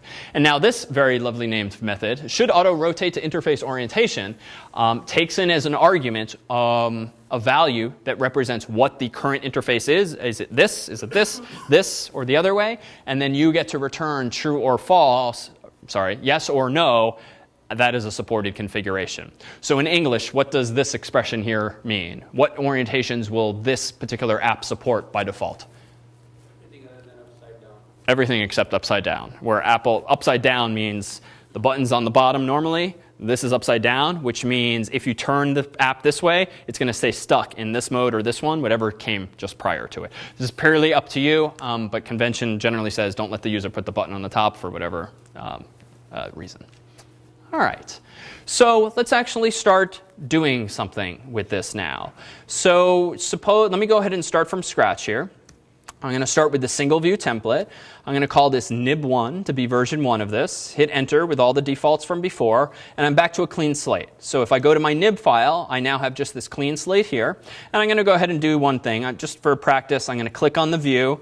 I'm going to change the background to be, just for kicks, let's say carnation. All right, this will look nice and tacky on the overhead here. All right. Now I'm going to drag, let's say, a text field so I can accept some user input. I'm going to use the little guides to drag this open there. I'm going to click on it once and then give it a placeholder text name, because that's where I want the user to type in their name. So that's the UI we're constructing now. And then I want to have a rounded button here, and we'll just say go. And the goal of this application, quite simply, is when I type in a name and click go, I want a little alert window to open up and say, hello, David, or hello, so-and-so. That's going to require, though, writing some code. I can push the button all day long, but it didn't do anything before, and it's still not going to do anything now. I can type into the text box, but no one's going to know that I actually did until I somehow wire this interface to the code in those files there. And this is where Interface Builder makes things a little nice and easy, but I have to have some foresight here. So I'm going to go into my view controller here, and inside of my class declaration, I'm going to go ahead and say I want a property, and I'll come back to the parentheses in a moment. I'm going to say that I need a pointer to a UI text field. Xcode has really nice autocomplete, as you learn. Star text field. So I want a pointer to a text field so that in my code, I have some way of expressing programmatically that object in the nib. Now, I need to specify a few things in parentheses here. I don't care about multi-threading. I do want this to be read-write. And then in terms of the other feature for now, let's just take this for granted today. It's a weak pointer for reasons we'll get into probably next week. But for now, anytime you're declaring a pointer that's going to point to something that's actually implemented in a nib, a weak pointer suffices instead of strong. So I do need to do one other thing, but I'm going to intentionally forget to do it for now so that we can do one other here. Property, non-atomic, read-write, weak also, UI button, and I'll call this star button. I'll keep things alphabetized here. All right, so now I have two properties declared. How do I create my getters and setters? Okay, so I have to go into my M file, and don't be misled by this interface. For now, I'm going to actually delete this for now, just to hide that detail from us. It's called a class extension, and I'm going to synthesize the thing called text field, and I'm going to back it with an instance variable called, just by convention, text field, and then I'm going to synthesize the button and back it with the ivar called button. So now I have my getter and setter, and I have what other feature? Dot notation. All right, but the first is the more compelling of the two, frankly. All right. So now I want to go into my nib, and I want to somehow tell Xcode that that pointer should point to that object, and the button pointer should point to the button object. So it'd be nice if I could literally drag and drop, and you actually kind of can. I'm going to do it in one of several ways here. I'm going to hold down Control, and I'm going to click on Files Owner. Now, this is a very common paradigm in iOS. The owner of something is some other object. So in this case, this is viewcontroller.nib. Take a guess. Who's the owner of this nib? View controller. And really, viewcontroller.m, you can think of it as. Now, why is that? Well, recall that in the app delegate, what did I initialize the view controller with? With this nib. Right? So I did view controller init with nib named, and then view controller.xib effectively. So the owner of this nib is the source code file, viewcontroller.m. So if I control click on here, I should be able to somehow connect that file, represented graphically by the cube, to the user interface. But unfortunately, there's nothing I can drag and drop here. And we'll explain what some of these other things are. But what I'm looking for is not here at the moment. I want to see in this drop-down menu button and text field, the two pointers that I declared. To do that, I need to actually leverage a clever little Xcode trick in my H file here, whereby I need to provide a hint to the compiler that this button should actually be considered an IB outlet, interface builder outlet, and this guy too. This is a hint that's actually declared literally elsewhere as define IB outlet. That's it, or think of it as quote unquote. It is type deft or defined to be quote unquote nothing. So in other words, it has no effect on compilation. But Xcode, being an IDE, will now use that and realize that when I control click on Files Owner now, notice what it knows exists.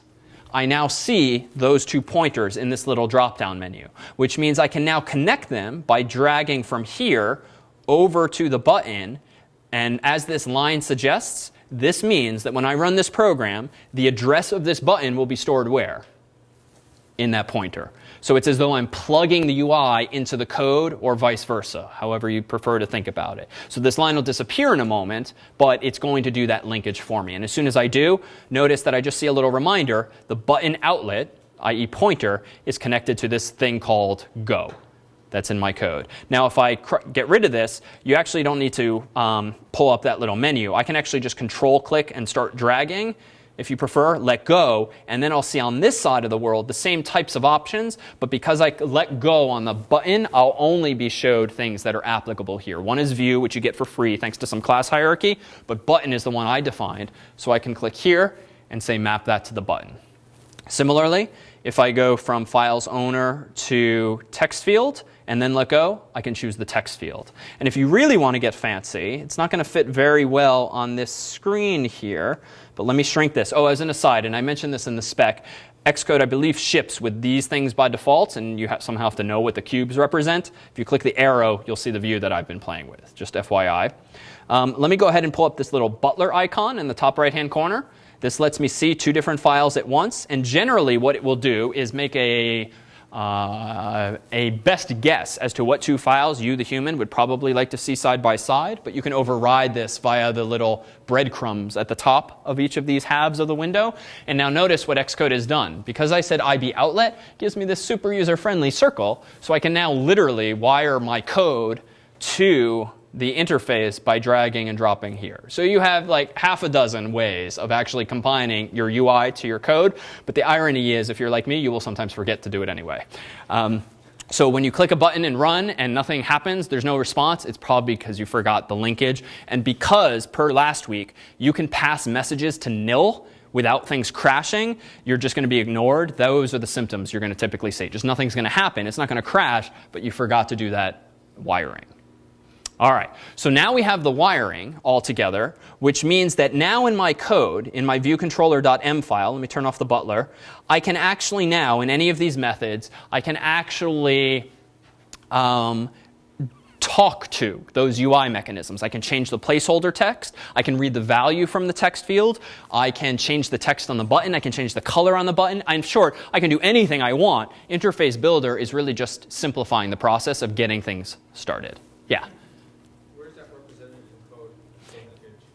The linkage will be represented in, I think, the nib file itself, or in some Xcode specific metadata. No, it's not going to generate code for you. It's not. It will.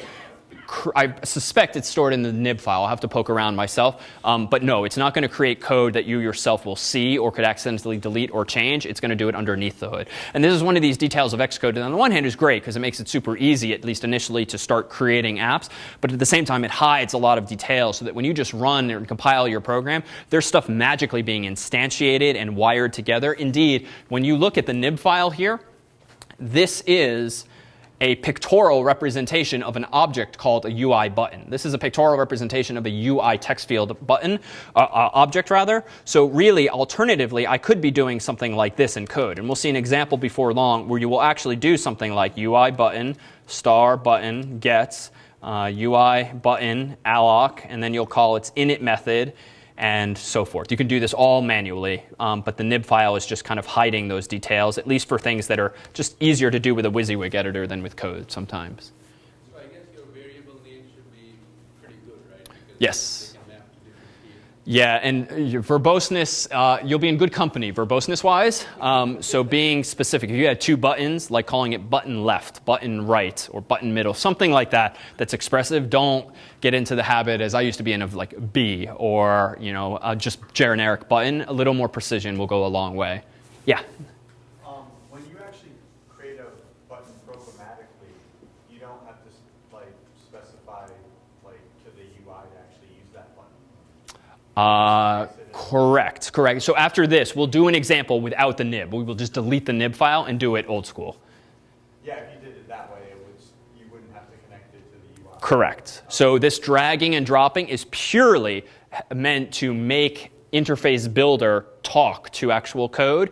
You do not need an Interface Builder at all. It just makes things easy, at least initially. Yeah. Is there examples where you would not use Interface Builder? It wouldn't work out for you? It would be better to code it? Or is there... Good question. When might you not use Interface Builder? Some of it's religious. Like I have friends who just hate it because they hate it, and so they would write code instead. Perhaps when interfaces get all the more complex, it just can become a little tedious. If you want to have 20 different UI elements, it might just be easier to instantiate them in a loop, for instance, especially for a game, if like asteroids with things moving around or the like. And also you'll see in section tonight or next week in lecture, Xcode also introduced the notion of storyboards, whereby you can actually map out your whole application in terms of a flow. And I'll just paint a little quick picture here that is essentially the embodiment of multiple nib files. But if you know your app can kind of be storyboarded like a TV show or a comic strip, you can actually use the same notion of dragging and dropping to say that this screen should lead to this one should lead to this one, or maybe that one, and so forth, which just gives all the more expressive capabilities to the GUI. But here too, not at all required, is not going to do anything you couldn't do already in code. So it's really personal preference. Initially, certainly for the first staff's choice, I would strongly recommend Interface Builder because the spec has been, the project has been chosen because it lends itself not only to a utility app, but also to the dragging and dropping of fairly simple UI mechanisms so that your focus intellectually can be on the code and not so much on the GUI. Was there one more question? Okay.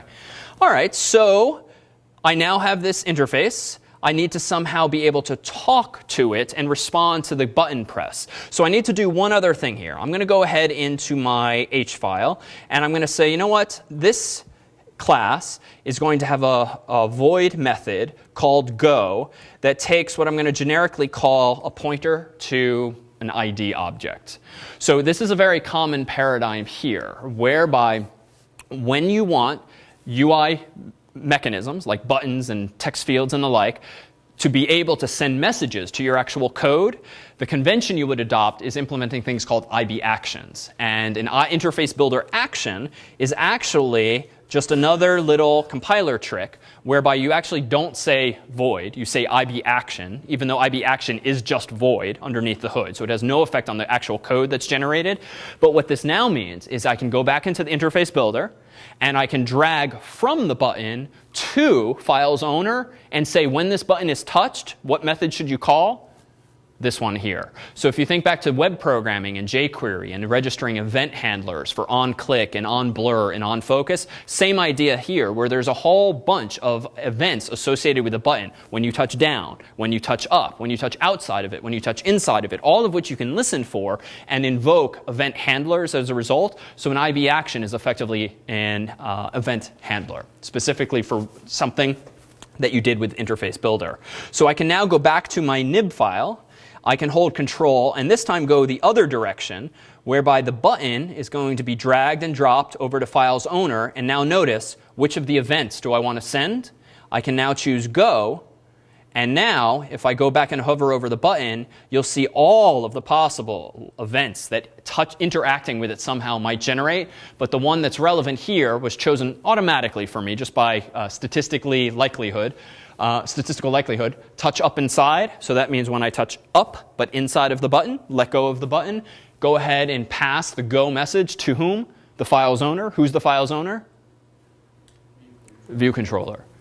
So that means we're almost home here now. I can now go into the file's owner, namely the viewcontroller.m file. I'm going to scroll down, and you know what? I'm actually not going to bother touching the UI any further, so I'm going to get rid of that skeletal code. It's just not necessary. I'm going to go ahead here and say IB action. And notice here, per the jargon earlier, selector is really the precise terminology for a method. So I'm going to go ahead and call it go. I'm going to go ahead and then leave ID and sender alone for now. And this is the method that's going to get called when that button is touched. So let's do a quick sanity check. NSLog, I'm going to say here. So when I go ahead and run and compile this code, we should see the interface that I expect out in Interface Builder. And I'm going to go ahead and click go, but notice, let me open the debugging window in the background, bottom right. If I click go, interesting. So I've now started to wire together the interface with my code. Of course, it'd be nice to actually do something here. If I type in my name here, it's going to completely ignore me. And notice, these are some of the things you get for free. By using a UI text field, simply clicking and giving focus to the name field is going to pull up that keyboard automatically for me. So let me go back to my Go implementation. And let me do a couple of things. Let me go ahead and first, let me hide the keyboard. So I can pass a message to my to self's text field property called resign first responder status. So I mentioned the word responder earlier. What's this going to do? Well, these various UI mechanisms can respond to events, human interactions. And by default, the text field's response is to respond to the event and throw up its keyboard. If, though, I call the go method now, it's going to resign first responder status. So it's just going to say, OK, I'm done. And its behavior when done is to dismiss the keyboard. So I'd actually like to do something a little more interesting than that. So I'm actually going to do this. First, I'm going to construct a string here, ns_string s, or rather a pointer there too. I'm going to go ahead and say ns string with format, and you can see all of the various, per the richness of the foundation classes. String with format. I want a string that says hello, comma, someone. So I'm going to do a placeholder there. And this method, much like nslog, takes a second argument, which in this case is going to be self.textField, but I need a string. So per the documentation, it turns out that if you want the actual value inside of the text field, you need the text property. In HTML, think of this as the input elements dot value property inside of it. So now, what have I done with this line of code? On the right-hand side, I've declared a pointer of type NSString, a pointer to an object of type NSString. On the right-hand side, I've allocated a string and initialized it to hello, comma, so-and-so. Now I say allocated, but this is actually what kind of method? Class method, otherwise known as a convenience method, which means it's doing the allocking and the initialization for me. It's just a little cleaner and more succinct than alloc and init again and again. Okay, so now I have this string. I'm getting a yellow warning because I haven't done anything with it. So let's go ahead and create a little pop-up. UI alert view. We'll call it the pointer alert. I'm going to go ahead then and allocate a UI alert view object with alloc. And then I'm going to initialize it with this crazy long method name. So here we go. This method is called init with title, message, delegate, cancel button title, other buttons, titles. All right, this is going to be a little bit of a mess at first. So the title is just going to be quote unquote hello, but notice the @ sign is important there because it's an NS string, not a char star. The message is going to be S. So the delegate for now is going to be nil. I don't need a delegate, but we'll come back to that. Cancel button title, this is going to be thanks. And then the other button titles, I don't want any of these either. So let me close the square brackets, semicolon. And now this is a mess to read. So if you start hitting enter after each of the arguments, you'll find that Xcode will line things up on the colons for us, which is kind of nice. Makes it a little more readable, certainly. So now we have a full message pass. It's yelling at me in yellow. Why? I got to use it somehow. So now I'm going to go ahead and say alert show. Whew. Now we have, hopefully, if I did this right, a working program. So let's take a look. I go ahead and run it. And now I'm going to go ahead and click the text field, David, go. Voila. There we go. Hello, David. Everything's nice in there. I click thanks. And now I can play this silly little game again. Hello, JP, go. Unfortunately, I'm not the best at error checking, so a little bit buggy. But we could fix that with some if conditions and the like. But for now, the takeaway is how we've wired this thing together and the event messages that are being passed back and forth. Any questions thus far? Yeah? I feel like the synthesis, the order of are those parameters? It didn't seem like you followed the same order. Oh, I'm sorry. In the other, the at property. This one here? That's the one, yeah, at property. The order of those parameters, or whatever they're called, I feel like they were different. Oh, I'm a little OCD. I alphabetize them. Okay, So when the words change, the order change. No, order does not matter. No, this is just me being anal. No other normal person does this. No, I've had arguments with friends over this. So if you have a lot of them, you rearrange them all the time? Well, I mean, not all the time. No, I cluster them by functionality typically. But within the parentheses, which I think you're referring to, even those this is really becoming a referendum on me, though. Yes, I tend to alphabetize everything. All right, a little dark secret. Okay. Other questions, not about me. All right, so let's clean this up a little bit. And for time's sake, let me open up a prefabbed example here, nib2. It is already on the website, and there's a PDF too if you want to follow along there. But just to reveal a couple tweaks we could make to this, let me go into nib2 and show what's different here. So I'm going to go ahead and run and compile this. And let's see if a sharp eye can distinguish what I've cleaned up a little bit here, besides changing the pink to white. So now I'm going to type in David, click go. OK, and now what changed? Yeah, it auto-clears the box. So what's interesting, though, is notice when it auto-clears the box. I click go, still there, thanks. So this allows us to introduce the general design pattern in iOS of delegation. So the show message that we passed to the alert view a moment ago is an asynchronous call. It's a non-blocking call. That message will be passed, and that method call effectively will return immediately. This is advantageous because you don't want the entire phone to grind to a halt just because the user has not hit an OK button, right? This would be very 1980s, 1990s style of programming before we had multi-threaded environments where printing something would occupy the computer's entire attention, for instance. But iOS is very much multi-threaded, and so even though you might have this modal alert view in front of you that you have to interact with, you can still get calls in the background, notifications can come in, mail can be received. You can't interact with the rest of the app, but you don't want this thing to grind everything to a halt, especially if your own app maybe is an email program. You still want the inbox to keep getting messages even if I can't interact with them until I dismiss it. So that is to say that the alert view's dismissal is not tied to the return of that show method. It happens some number of seconds, maybe minutes later if the user walks away from the device altogether. So I need some signaling mechanism so that when the user does later touch the OK button, or the thanks button in this case, I am sent a message, I being the view controller, that the user dismissed this message. At which point, what do I apparently want to do in version 2 here? Clear the text box. So simple idea, but representative of very common paradigm now. So notice a couple of differences that a couple changes that I've made here.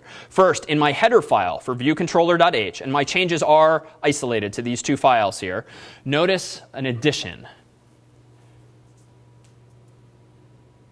And actually, I should take back. Before in version 1, we did have an outlet for the button, but it turns out I didn't need it for the code because I never talked to the button. I listened for the button in this direction, but I didn't need to talk to the button in this direction. So in version 2, the one I did last night, this is cleaned up. I didn't bother having an IB outlet for that guy. But what else is different besides buttons omission here? Protocol for UI alert. Yeah. So this class now, view controller, besides descending from UI view controller, it's implementing the UI alert view delegate protocol. Now, I don't know what that is, so let me option hover over it.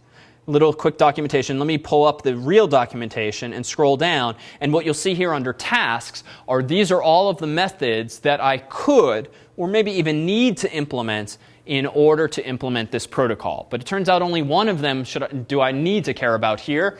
Alert view did dismiss with button index. This is the message that can be sent to me if I register myself as a listener for that event. So how do I do this? The first way I do this is in my source code, I specify that this view controller of mine is going to commit to that protocol there, UI alert view delegate.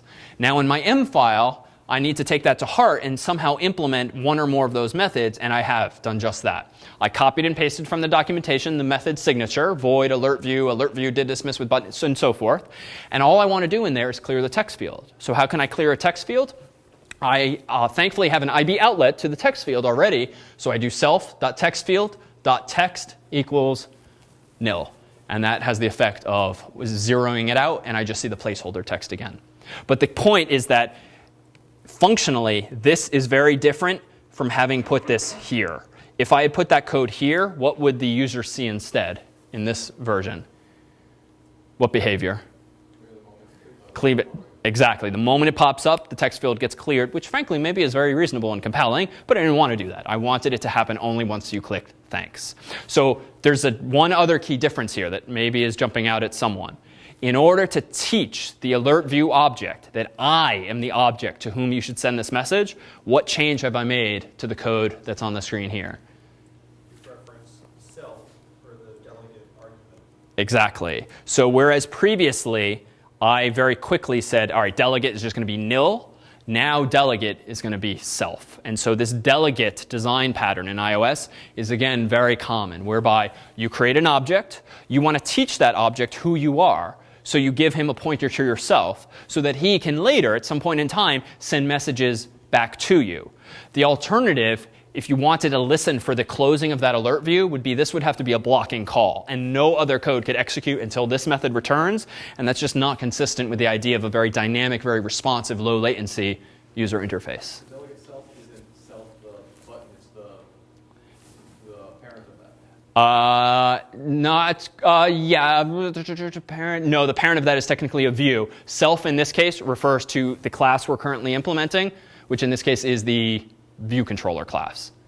And that makes sense because the event handler, this thing up top now, is inside of that class. Any questions? Yeah. So the thing that top an alert view where you make the box clear, is that called just because you are running the UI alert view command? Is that what it calls? Because I don't see it getting called anywhere in here. So it's not, because someone else wrote the code that's calling it. So it's these two lines here that induce this behavior.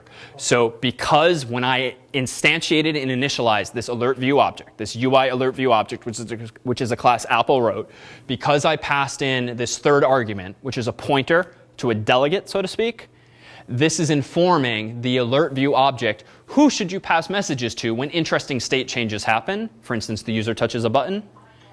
So this is the key line here. Okay. Now, would it still have worked if you didn't put the protocol line in the H file? Good question. So Xcode is actually this thing here.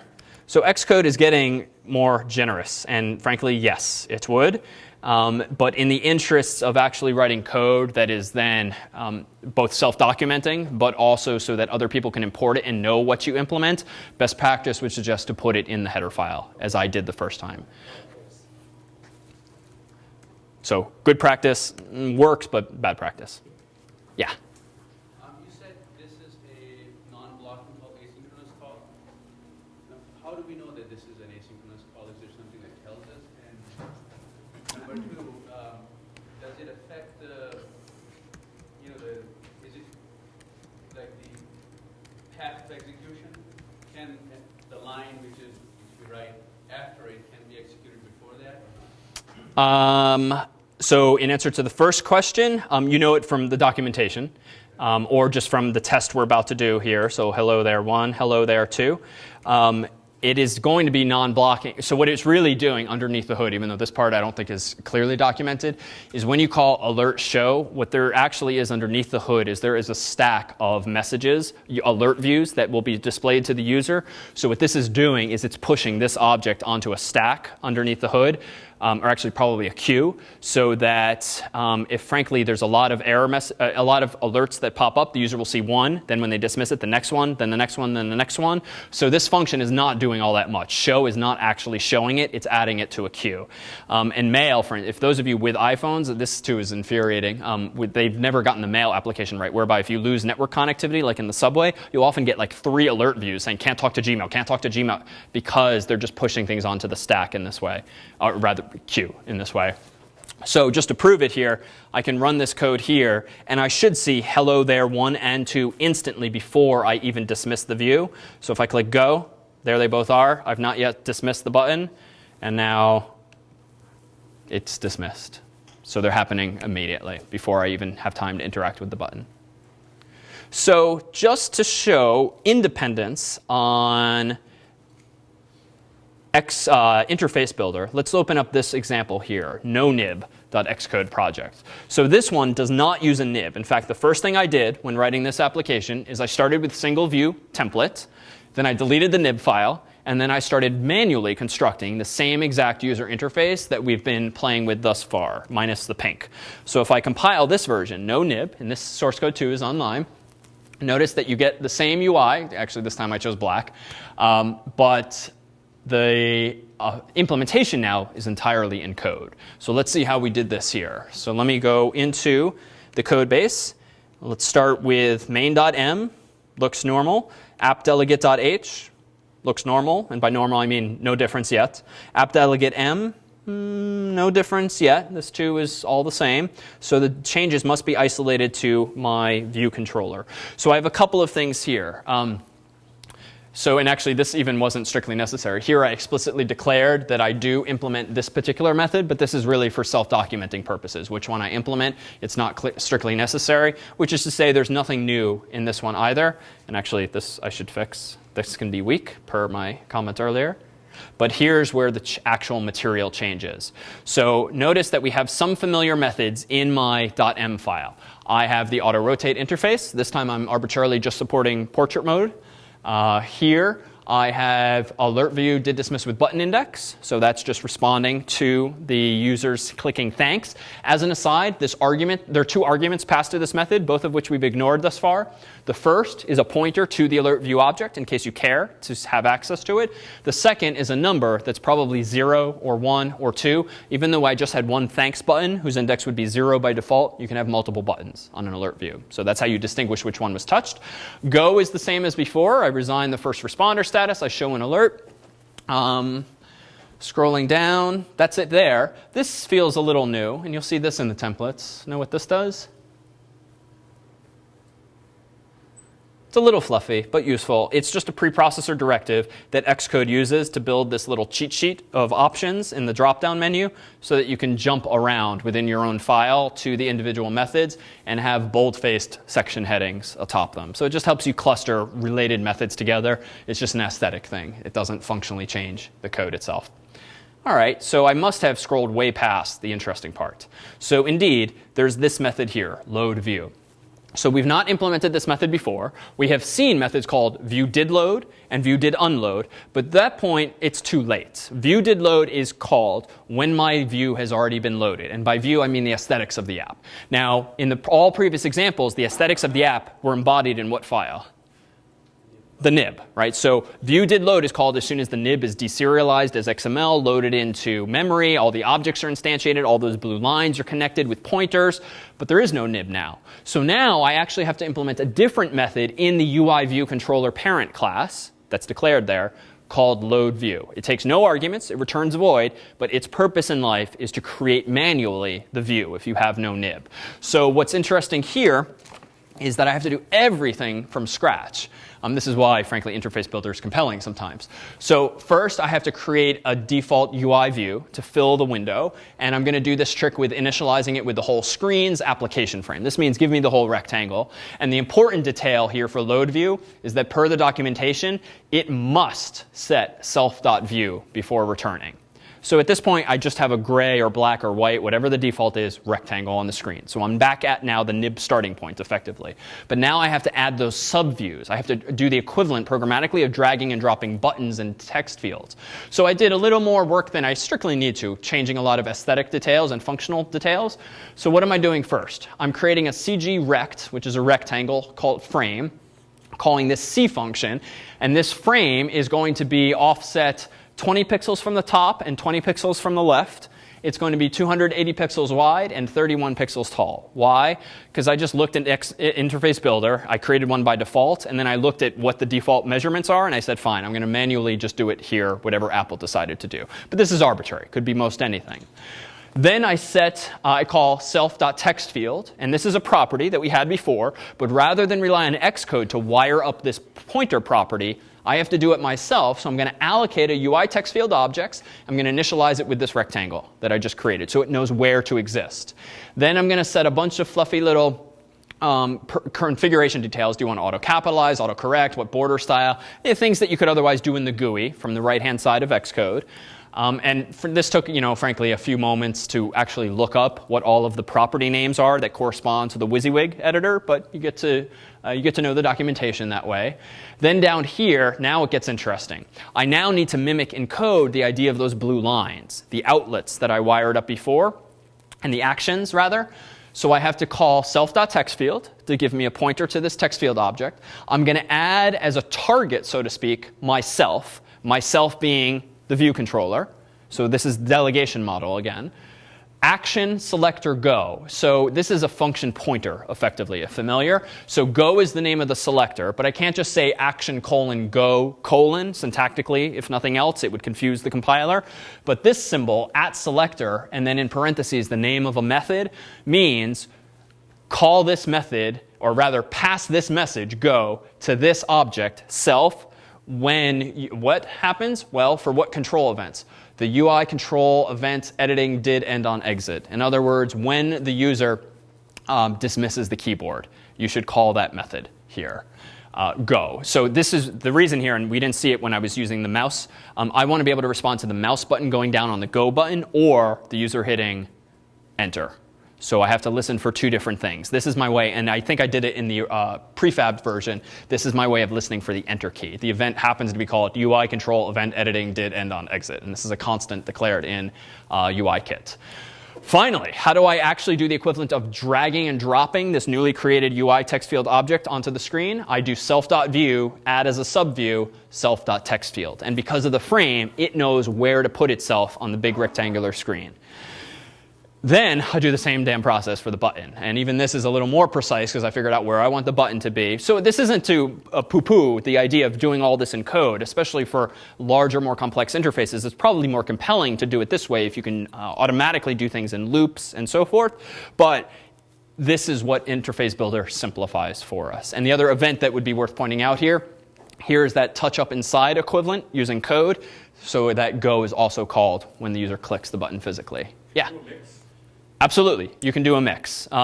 If you do a mix, though, you would not implement the load view. That should be either or with the nib. Rather, you would override view did load if you want to do things right after the fact, or view will appear is another one once it's loaded but hasn't yet been shown to the user. That's your opportunity to do some more fine-grained control, and that's very common too. Yeah. With the builder, you dragged out the button and the text field and all that. If you then put that on like an iPad, would it keep it relative, or does it use the actual pixels? Because here you're giving it, absolute numbers. Good question. So we'll talk about this in the weeks to come, but in short, no. If you have an iPad, it's not going to be the same dimensions. So what you would typically do is have separate views. So you would actually implement a different code here, and you would with like a switch or an if condition check what the frame size actually is. Or in the world of Interface Builder, you would have two separate nib files, one for iPad, one for iPhone, and the compiler, or rather the OS, figures out which view it should actually use.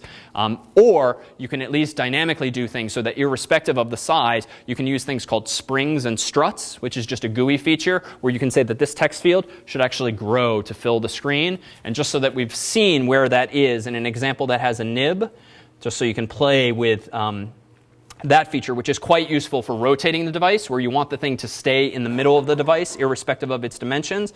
If I go up here, open up the inspector on the right-hand side with the ruler, you can click on these things, and you'll see a little simulation of what's going to happen to the widget when you play with these various struts and springs.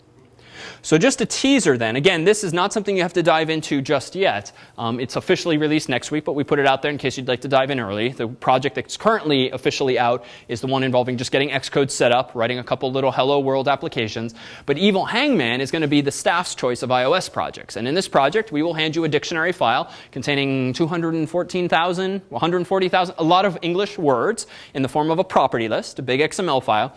And you have to implement not Hangman, which frankly is a bit boring after a certain age, but Evil Hangman. And in Evil Hangman, the computer cheats, whereby when you begin guessing letters that are in the chosen word, well, the computer starts to change its mind. If I guess E, the computer is then going to say, no, this four-letter word has no E's. And it will whittle down the 140,000 words to only those words that don't have E's. Then you guess A. It's going to narrow the list down further so that it can again say, nope, no A's. And you'll then say I, O, U, and so forth. And eventually you'll corner it, and it has to commit to one of those letters being in it. But what's great fun, especially to play on friends or colleagues or family members, is that they really feel awful at Hangman, because if you don't tell them that it's Evil Hangman and you just call the game Hangman, they just think they're really bad at guessing letters. Because invariably it will be a super simple word like puppy that's the answer. Oh my God, I should have thought of that. But no, because the computer was trying to evade your guesses. Just to give you a sense of this, I thought we'd conclude with a very quick demo here of one such implementation. You do not need to make yours look quite like mine. You'll see in the spec that you're allowed quite a bit of design discretion. But just for fun here, we have a four-letter word. I've preloaded it with a dictionary. In white, you see all of the letters of the alphabet. So why don't we conclude by playing a bit of Evil Hangman here? Would someone like to guess a letter? No. T. No. I. No. E, no. S, no. O, it was duck. You're all very bad at Hangman, but that's, again, because the program is evading constantly your guesses as much as possible. So you'll see that as part of this game, you'll need to have a settings button, which will flip the interface around so that you can choose the word length and the number of guesses the user actually gets. So it'll be an opportunity to wire things up in Interface Builder, but then actually write code that interacts with this. And then you'll see there's some really interesting computer science questions or data structures questions that you'll need to answer as to how to implement this evasion strategy and take a fairly large corpus of words and keep narrowing it down and trying to figure out what subset of words to actually use. So that will be Evil Hangman. Tommy will walk us through the spec next Wednesday, a couple days after lecture. Tonight, JP has section now. I'll stick around in the lobby with questions, but otherwise, we'll see you next week.